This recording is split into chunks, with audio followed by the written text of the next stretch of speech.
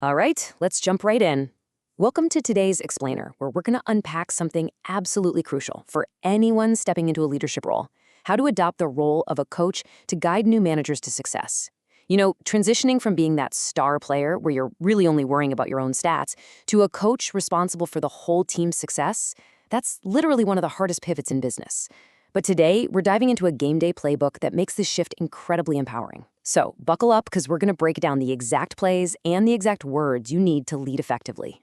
So here's our core thesis for today. And it's a simple one. Look, as a new manager, it is so easy to fall into the trap of thinking leadership is all about designing these wildly complex strategies or, micromanaging every single little task. Actually, scratch that, it's definitely not. Your number one driver for team engagement and high performance, it's consistent, clear, and positive daily communication. It all boils down to what you say, how you say it, and exactly when you say it. To get a handle on this, I want you to think of your workday not as some exhausting, endless 8-hour marathon, but as a structured game with 4 distinct quarters. We've got the morning kickoff at 9 a.m., the midday check-in at noon, the final sprint hitting at 4 p.m., and finally, the daily wrap-up at 5. We're going to break down these daily communication touchpoints step by step, almost like reviewing game tapes so you can see exactly how to pace your leadership throughout the day. Okay, let's look at the first quarter. We are kicking things off with incredibly high energy for the morning kickoff. Listen, those first few minutes of the day absolutely dictate the momentum for the next 8 hours. As a manager, you've got 3 rapid-fire foundational actions you need to run every single morning. Start positive, set expectations, and recognize efforts. Let's look at the exact plays you need to call to make this happen. All right, our very first piece of script from the playbook goes like this. Good morning, everyone. I hope you are doing well. Wishing you all a productive day ahead. Now, I know what you're thinking. That sounds ridiculously simple, right? Almost too basic. But if we step back and really put on our coach's hat for a second, this isn't just a polite greeting. No way. This is a deliberate, tactical move to build a psychologically safe and supportive environment before a single task even gets mentioned. And that gives us play 1. Start the day with a positive tone. Because here's the thing, as a manager, your mood is highly contagious. It spreads like wildfire. If you walk in stressed out, completely silent, or immediately barking orders, that anxiety ripples through the entire team and just freezes their productivity. By deliberately setting a positive tone right from minute 1, you're signaling to your team that the environment is stable, it's supportive, and it's ready for work. You're literally clearing the emotional runway for them to take off. So once that runway is clear, you immediately pivot to the mission. You say, today, we have an important challenge ahead. Here are our objectives for the day. I am confident in your ability to achieve them. Notice the authority and the absolute confidence in those words. You aren't asking them what they feel like doing today. You're defining the landscape, pointing out the mountain you're all about to climb, and, crucially, telling them you believe they are the exact right team to conquer it. Which brings us to play 2, set clear expectations. Honestly, for a rookie manager, this play is a total lifesaver. Ambiguity? That is the absolute enemy of execution. When a team doesn't know exactly what a win looks like for that specific day, they get anxious and end up wasting a ton of effort. Clarity completely eliminates that anxiety. By giving them a definitive target to aim for right out of the gates, you're aligning the entire roster's energy into one single powerful direction. Now, as the morning really gets going, a good coach doesn't just, hide away in their office. You gotta watch the field. And when you spot something good, you call it out immediately. Great start from X and Y. Keep it up. The rest of the team, let's stay focused. You can do this. See, there's this great encouraging urgency to this kind of communication. It shows your team that you're engaged, you're paying attention, and you really care about building that early momentum. And that leads us right into play 3, recognize early efforts. Catching your people doing things right early in the day, that builds immediate, contagious confidence across the whole roster. Think about it. When the rest of the team hears their peers getting praised for early execution, it creates this really healthy, positive peer pressure. It proves that effort is noticed and rewarded in real time, which totally supercharges motivation for the rest of the morning. All right, let's shift gears. The morning rush is behind us, and we're entering the middle of the game. This calls for a steady, focused tone for the midday check-in. Now, the afternoon requires a bit of a multitasking approach from the manager. You aren't just launching the day anymore, you're actively managing the flow. To keep the engine running smoothly, you need to provide guidance and support, acknowledge progress, and share performance updates.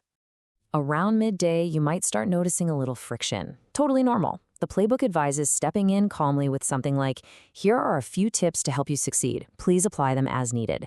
Now, this is really important. This isn't a reprimand, it's a micro correction. You're just stepping in with a tiny adjustment to their technique. Think of a coach pulling a player aside to tweak their stance. It's highly effective because you're doing it in the moment, rather than waiting for a massive failure at the end of the day. And that is the pure essence of Play for, provide guidance. A super common trap for new managers is thinking their job is just to monitor the results and judge the final output. That's just not true. Your actual job is to act like a snowplow. You're actively clearing roadblocks out of your team's way while they work. Providing timely guidance means you're supporting their success in real time, making sure they have exactly the tools they need exactly when they need them. As they start applying that guidance, you follow up with some genuine appreciation. Well done to Y and Z. You are making excellent progress. Keep moving in this direction. This hits totally differently than the morning praise. The morning was all about momentum, right? Well, this midday boost is all about stamina. It's validating that the hard work they've been grinding through for the last few hours is actually moving the needle. This is Play 5, Acknowledge Progress. And honestly, it is your absolute secret weapon against that dreaded afternoon slump. By midday, everyone's energy naturally dips. But by recognizing the progress they've made so far, you're essentially refueling their mental tanks. It reminds the team that their sustained effort isn't invisible, it's valued. And that keeps them hungry and focused as they head into the back half of the workday. To pair with that encouragement, you need a dose of transparency. You say, here are the midday results. Let's continue our efforts to reach our targets. You're sharing the scoreboard plainly and factually. You're showing them exactly where they stand compared to those objectives you laid out way back in Play 2. Which brings us to Play 6, share performance updates. So why does a coach do this at halftime? Simple. Keeping the team fully informed allows them to self-correct. If they're lagging behind, they know they need to pick up the pace before that final buzzer. And hey, if they're ahead, they know they can push hard for a record day. Accountability thrives in the light. By sharing these midday updates, you're empowering your team to really take ownership of their afternoon. Okay, look at the clock. It's 4 p.m. The finish line is right there in sight, but let's be real, fatigue is at an absolute peak. It's time to inject a massive burst of excitement to kick off the final sprint. The playbook suggests calling an audible here. As an incentive, gift vouchers will be awarded during the final hour. Let's finish strong. Just like that, the whole game changes. You've introduced a completely new, exciting dynamic to the final stretch. This is Play 7. Maintain motivation through targeted incentives. What's so brilliantly effective here is the timing. A well-timed, tangible incentive dropped right into the final hour acts like a literal shot of adrenaline. It breaks up the monotony and pulls out that very last drop of discretionary effort from the team. It takes what is usually the slowest, least productive hour of the day and turns it into a highly focused, gamified sprint to the finish. And the whistle blows. The workday is over. Now we shift gears to a calm, professional, and intensely proud tone for the daily wrap-up. You address the team. Excellent work today, everyone. This has been a productive and successful day. Congratulations to the entire team. Notice the finality there. Notice the collective praise. You are officially calling a successful end to the game. Play 8 is incredibly simple, but absolutely vital. Celebrate achievements. As a manager, you have to learn to validate the day's hard work. If a team grinds all day and hears absolute crickets at the end, it feels like they're just running on a treadmill, exhausting and entirely pointless. But taking a brief moment to formally celebrate collective success provides a real sense of completion.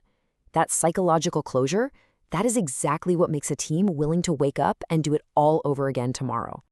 Finally, you deliver the sign-off with sincere human care. Thank you for your efforts today. Have a restful evening, and see you tomorrow. Listen, this part isn't about metrics. It's not about targets. This is person to person. You're acknowledging they have a life outside of this game, you're wishing them rest, and you're quietly confirming that you'll be right there to lead them again tomorrow. That brings us to our final move. Play 9. Close with professionalism and care. Please, never underestimate the power of a respectful closing. Closing the loop with genuine care builds deep, long-term trust. And that trust is the absolute foundation of team engagement. It proves that you don't just value them for their output, but you value them as actual people. And that, my friends, is the bedrock of any truly successful management career. Which leaves us with this final, incredibly important question to chew on. Will your words today build tomorrow? As we've seen through this entire playbook, your daily communication isn't just background chatter. It is literally the architecture of your team's culture. Every positive start, every clear expectation, every midday correction, and every single careful close is a brick in the foundation of your leadership. So, as you step into that coach's role, take a hard look at your own playbook. Are your words building a team that's engaged, motivated, and ready to win? Thank you so much for joining me in this explainer, and I'll let you take that question with you right out onto the field.